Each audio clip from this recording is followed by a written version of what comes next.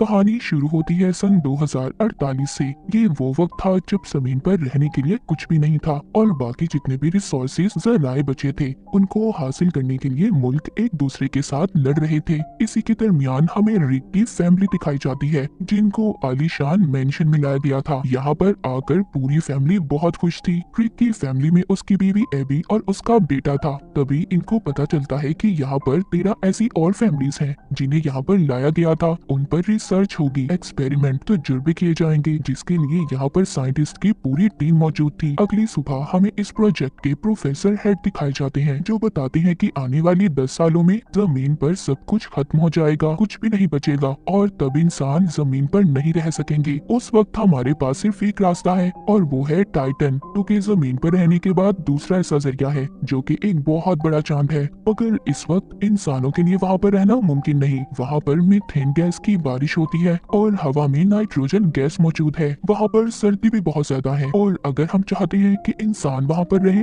तो हमें वहाँ पर इंसानों के जिस्म में कुछ बदलाव करने होंगे। इसीलिए यहाँ पर हमारे पास फैमिलीज हैं जिनको हमने 5000 लोगों में से चुना है। यहीं पर रिक भी था जो हमने कहानी के शुरू में देखा था, जिसकी फैमिली को मेंशन में लाया गया था। रिक कहता है कि हम सब यहाँ पर खुद अपनी मर्जी से शामिल हुए हैं। फिर इसके बाद डॉक्टर इसको अपने साथ ले जाते हैं और उसको इंजेक्शन लगाते हैं। उसे बताया जाता है कि एक हफ्ते में उसे ऐसे बहुत सारे इंजेक्शन दिए जाएंगे जिससे उसके जिस्म में बदलाव होंगे और फिर उसका जिस्म ऑक्सीजन से ज्यादा नाइट्रोजन भी हासिल कर पाएगा।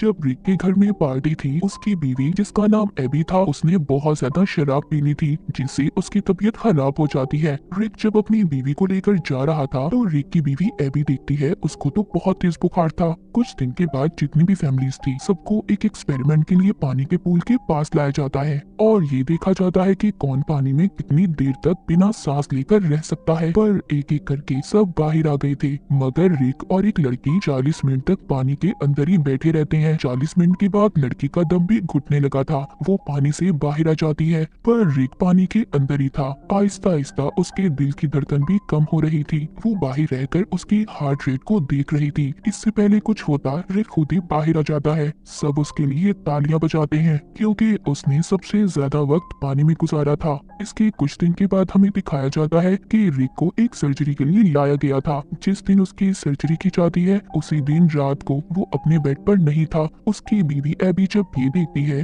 तो वो किचन में बैठा अपने जिस्म पर बर्फ लगा रहा था। उसको बहुत गर्मी लग रही थी। इसके बाद एबी उसको और ज्यादा बर्फ ला कर देती है। एबी को बताता है कि मुझे बिल्कुल भी ठंड का एहसास नहीं हो रहा। इसका मतलब ये था कि जिन लोगों को टाइटन पर भेजने के लिए तैयार किया जा रहा था रिक पर भी बिल्कुल वैसा ही असर हो रहा था कि टाइटन पर बहुत ज्यादा ठंड थी और वहाँ पर ऐसे जिस्म की जरूरत थी जिसको ठंड का बिल्कुल भी एहसास ना हो। मगर अभी भी इनको सबसे बड़ा सामना मीथेन गैस और नाइट्रोजन का था। इन सबको मीथेन गैस के साथ पानी में तैरने का कहा जाता है। साथ ही इनको खास किस्म के मास्क पहनाए जाते हैं जिससे नाइट्रोजन बढ़ता है। ये उस मास्क को पहनकर बहुत भागते हैं। दरअसल इनको टाइटन के लिए तैयार किया जा रहा था। इसी तरह बहुत सारे दिन गुजर जाते हैं।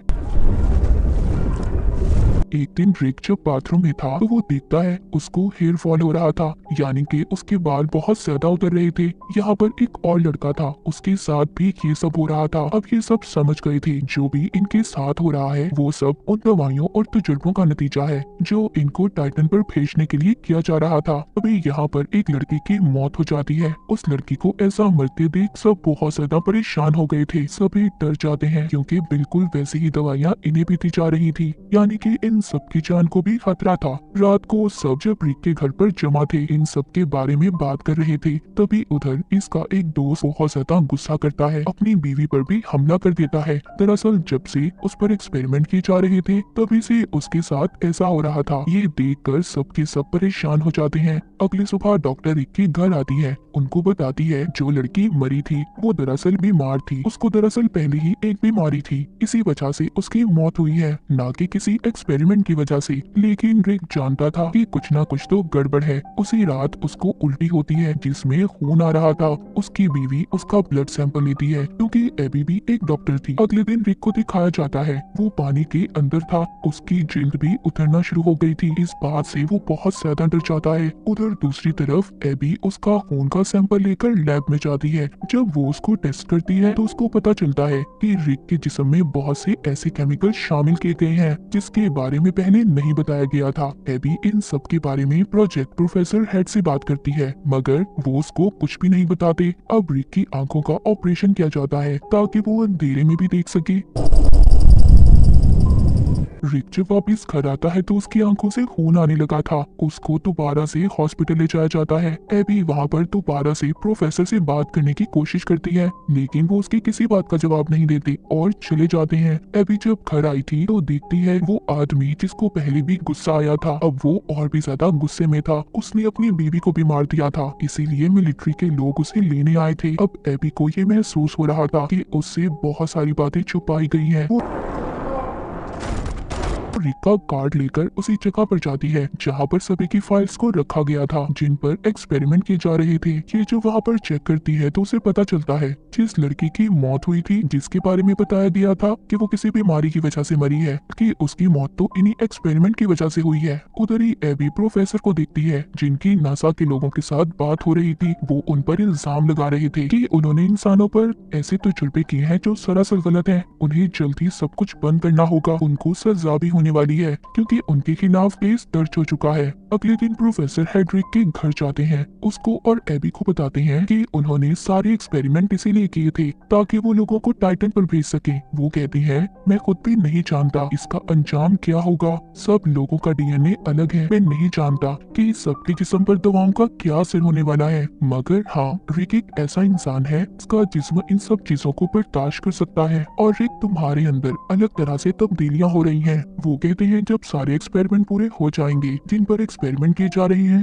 उनका जिस्म एक टाइटन क्रिएचर में तब्दील हो जाएगा। इन्हें होमो टाइटन कहा जाएगा मगर हम नहीं जानते कौन कैसा होगा क्योंकि सबका डीएनए अलग अलग है। ये सारी बातें सुनकर रिक और एबी बहुत ज्यादा परेशान हो गए थे पर अब रिक बहुत आगे आ चुका था। उसकी आंखों की एक और सर्जरी की जाती है जिससे वो अब अंधेरे में भी देख सकता था। अब वो पानी में भी बैठकर चीजों को महसूस कर सकता था। इसके बाद जितने भी लोगों पर एक्सपेरिमेंट किए गए थे वो सब मर जाते हैं। सिर्फ रिक और उसकी दोस्त बचते हैं। लैब में रिक की बीवी एबी जब उसको देखने आती है तो वो देखकर हैरान हो जाती है क्योंकि रिक अब बिल्कुल बदल चुका था। उसके सर पर एक भी बाल नहीं था और ना ही उसके कान थे। रिक जब एबी और अपने बेटे को देखता है तो उन्हें पहचान लेता है मगर अब वो उनसे बात नहीं कर सकता था क्योंकि जब उसके जिस्म में तब्दीलियां हुई थी अब वो सिर्फ लो फ्रीक्वेंसी यानी कि बहुत आहिस्ता आवाज में बोल सकता था जो आवाज आम इंसान नहीं सुन सकता। इसके बाद रिक को घर भेज दिया जाता है। रात को रिक के घर उसकी दोस्त आती है जिसके हाथ पर खून लगा हुआ था। वो भी गुस्से में आकर अपने हस्बैंड को मार देती है। जब मिलिट्री को ये बात पता चलती है तो वो रिक और उसकी दोस्त को लेने आ जाते हैं क्योंकि अब ये सब के लिए खतरा थे। रिक की दोस्त को मिलिट्री वालों ने मार दिया था मगर रिक अपनी ताकत से सबको मार देता है और अपनी जान बचाकर भाग जाता है। रिक के पीछे एबी भी जाती है। रिक अभी भी एबी से बहुत प्यार करता था। जब वो एबी का हाथ पकड़ता है तो उसके दिमाग को पढ़ने लगता है जो उसकी नई ताकत थी। जी हाँ रिक अब किसी के दिमाग को भी पढ़ सकता था। तभी मिलिट्री का हेलीकॉप्टर आता है। उसने एबी के कहने पर खुद को उनके हवाले कर दिया था। दोबारा से रिक को लैब में लाया गया था। वहाँ पर प्रोफेसर एबी से कहते हैं कि तुम्हें रिक को एक इंजेक्शन लगाना होगा जिसके लगाते ही रिक अपनी पुरानी जिंदगी के बारे में भूल जाएगा और यही रिक के लिए अच्छा है क्योंकि अब हम उसको टाइटन पर भेजने वाले हैं। जब एबी रिक के पास जाती है तो उसको इंजेक्शन लगा देती है। हालांकि रिक उसको मना कर रहा था क्योंकि वो अपनी पुरानी यादों को नहीं भुलाना चाहता था। एबी ऐसा करते ही वहाँ से अपनी दोस्त को लेकर अपने बेटे के साथ चली जाती है। इनके जाने के बाद रिक वहाँ पर सभी सोल्जर्स पर हमला कर देता है और उन्हें मारकर वापस से अपने घर आ गया था। दरअसल एबी ने उसके जिस्म में इंजेक्शन को नहीं लगाया था ताकि उसको टाइटन पर ना भेजा जाए। वो वापस अपने घर आता है तो अपनी बीवी और बेटे से मिलकर बहुत खुश होता है। पर तभी उधर मिलिट्री के लोग आ गए थे, उनके साथ प्रोफेसर भी थे। वो कहते हैं कि रिक को हमारे साथ जाना होगा, हम इसको टाइटन पर भेजने वाले हैं क्योंकि अब ये कभी भी इंसान नहीं बन सकता और ना ही जमीन पर रह सकता है। अगर इसे जिंदा रहना है तो इसे टाइटन पर जाना होगा। एबी को भी ये बात समझ आ गई थी। वो रिक से कहती है कि शायद तुम्हारे जाने का वक्त आ चुका है, तुम्हें वापस जाना होगा।